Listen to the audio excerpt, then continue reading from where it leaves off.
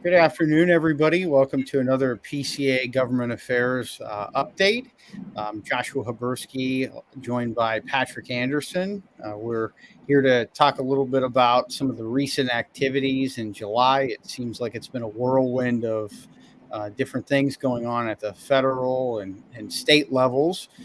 We got a lot of planning and work for 2024 already in place, specifically looking at state legislatures, what positive actions we can move forward in line with our Vision 50 strategic plan. But for today, the bulk of what we'll be discussing is some of our federal initiatives. Patrick, I know that we have been working a lot on FDA outreach involving the tobacco manufacturing practices standards. We want to discuss a little bit about some of those recent updates in our meeting yesterday, if you want to kick it off.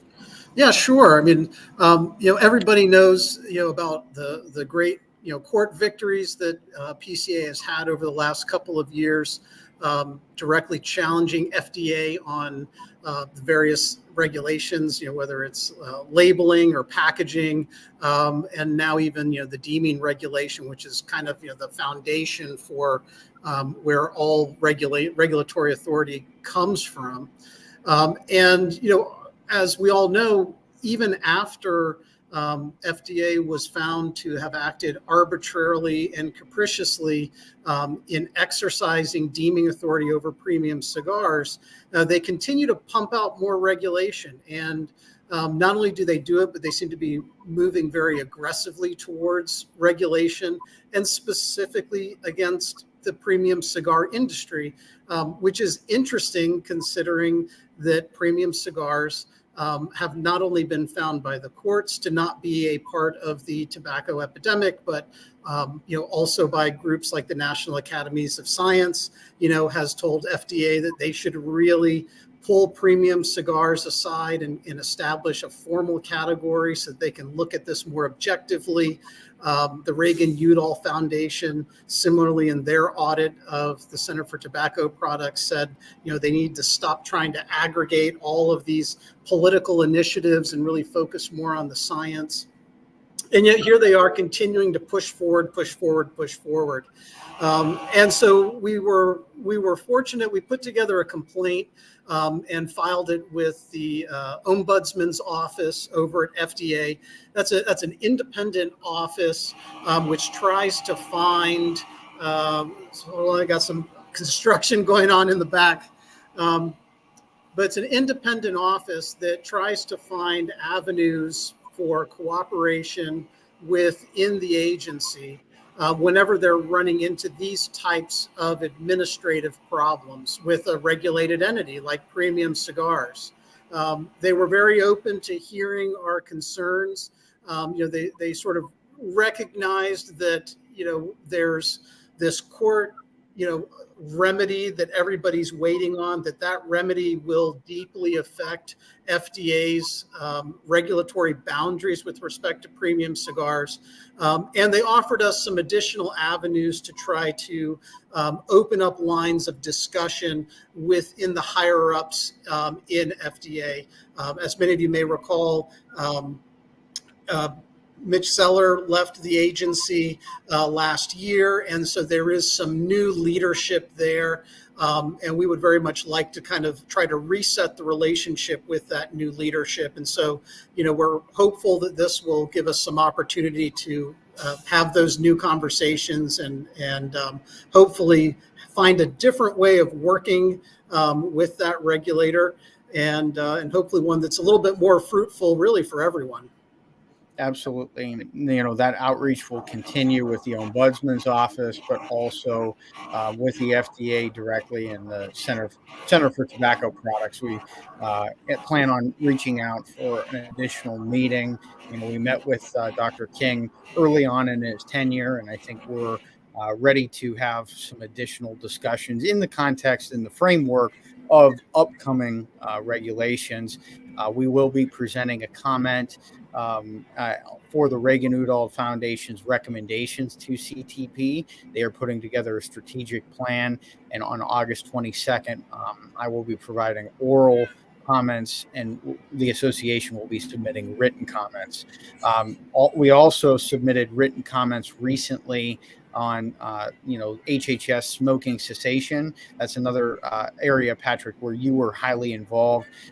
You want to go over a little bit of detail on that? Yeah, so this is all related to the cancer moonshot goal that the Biden administration established, and they're trying to carve out some special funding grants and initiatives within various agencies to try to shoot towards reducing the overall cancer rate in the United States.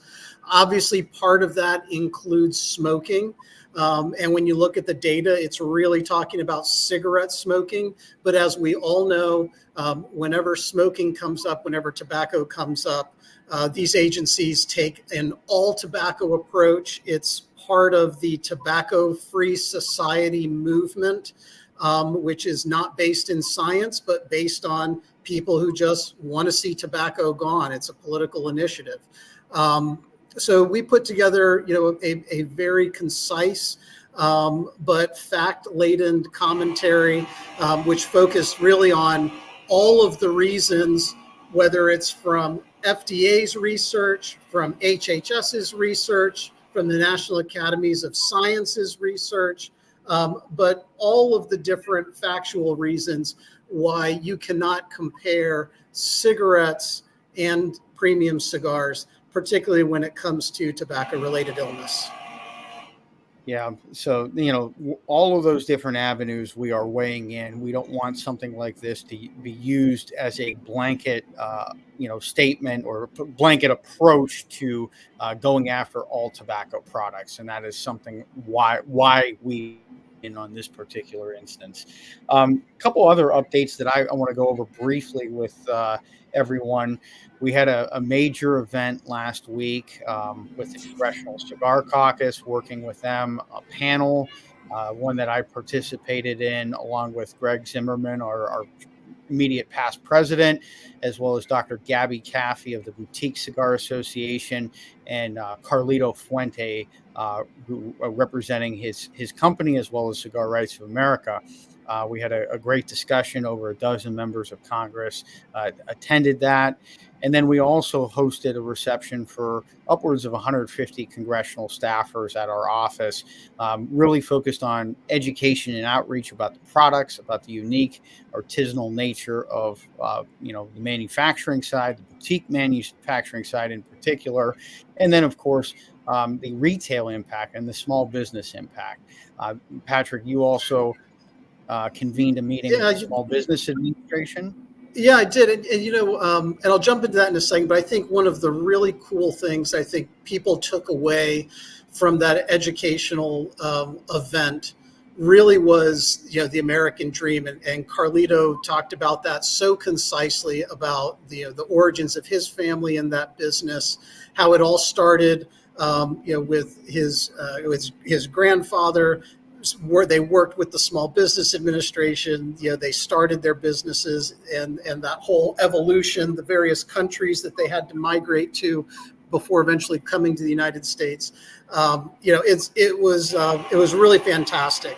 And at that same day, we had met with a representative of the Office of Advocacy within the Small Business Administration, specifically to touch on the impact that the manufacturing product standards would have on premium cigars. And one thing that's been really great is the SBA really understands that this is not an industry of big players with a few small businesses that need to be taken care of. They really understand that this is an industry of small businesses. It was fantastic to have Gabby Caffey and Armin, the current president of the Boutique Cigar Association, there, as well as Carlos Fuente Jr. There as well, representing the very much more established company, multi-generational, but obviously still within the realms of small when you consider global corporations. So it was a fantastic meeting. Everybody certainly has their eye on TPMP and what the current impacts are, and they were very interested in continuing those conversations, producing more facts, more economic analysis, and that's something that we emphasize, that this Center for Tobacco Products seems to do a very lackluster job of taking into consideration, economic impact, environmental impact, small business impact, all of these things, and really just indicative, once again, it's like kicking a dead horse, but the politics are really leading the charge over at that agency. Absolutely. A couple other updates. We are getting ready to host another major event, this one at the state level in Indianapolis during the National Conference of State Legislatures. We are doing a reception for state legislators and staff on August 14th at Rocky Patel's Burn in Indianapolis. We are expecting upwards of 100 state legislators from all around the country to attend that event. Another few things that you may have seen on our social media as well as our website, we have some new blog posts, one on the Truth Initiatives, one of the foremost anti-tobacco groups that are out there. They released their strategic plan or report called Endgame, which is full-on prohibition. So we dissect that and challenge some of the commentary that's in there. And then we also highlighted a ordinance being considered in Dayton, Ohio, that would increase fees for smokers, another discriminatory action for folks that enjoy tobacco, legal adults that enjoy tobacco products, including premium cigars. We will be releasing a new analysis on the World Health Organization's COP10 initiative that is connected with Michael Bloomberg and Bloomberg Philanthropies. This initiative is very anti-tobacco, anti-smoking. A lot of the things that we see globally and the work that our colleague Ryan is doing internationally, this is the foremost meeting, and all of that kind of trickles down to at the national, state, and local level in the United States. So take a look at those blog posts. We will be doing another update in September, one of these, very short 15-minute discussions, but I want to announce it here first. On October 18th, we will be doing our international policy conference, all virtually this year, from, I believe, 10 a.m. to 2 p.m. And we'll have a lot of great speakers like we've done in the past 2 years. So this will be our third go around for the International Policy Summit. And if you're interested in participating, we'll be releasing more information on that in the coming days. Patrick, any other highlights? I'll kind of close things off on trade show a little bit, but. No, I think policy-wise, we move into the month of August here in Washington. It gets pretty swampy, even swampier than the rest of the year. 80-90% humidity, 80 degrees, 90 degrees during the days, and so things do slow down in Congress. So you won't hear as much chatter about what's going on in Congress, but the agencies are still up and running, and we are still doing a lot of work, as you heard earlier, with the Small Business Administration, with FDA, as well as the other agencies that help to manage imports and exports and things like that.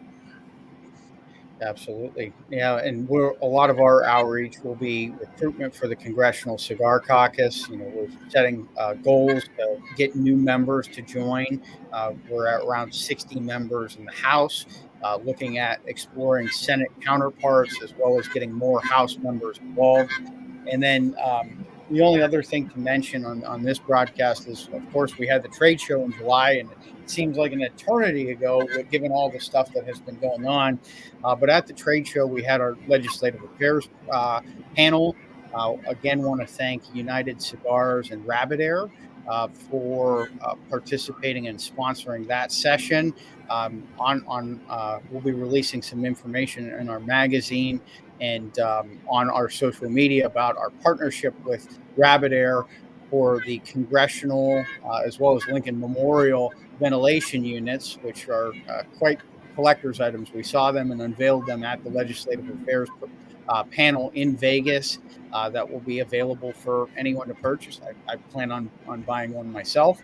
Um, and also at the trade show, we conducted 12 state association meetings. Glenn Luke did a really good job and kind of set marching orders forward for what is to come in 2024.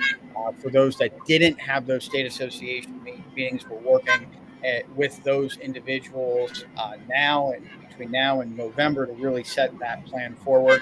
Had a meeting with the great folks of the Maryland retailers yesterday about planning. So if you are involved in the state association and want to discuss what 2024 looks like with us, please reach out. If you're interested in becoming involved in your state association, please reach out to us and we'll get you connected with the appropriate people. But and for those of you who weren't able to make the trade show but are listening today, the number of victories that have been building across individual states is absolutely phenomenal. Everything from tax caps to the reopening of cigar-friendly bars and restaurants, blocking anti-smoking initiatives for private restaurants and even outdoor venues, things like that. There is a lot of great momentum building there. So would definitely encourage all of you, if you're not active in your state association or if your state doesn't have an association, give PCA a call. I'm happy to hook you up with the people that you need to talk to and lend your name, to that effort.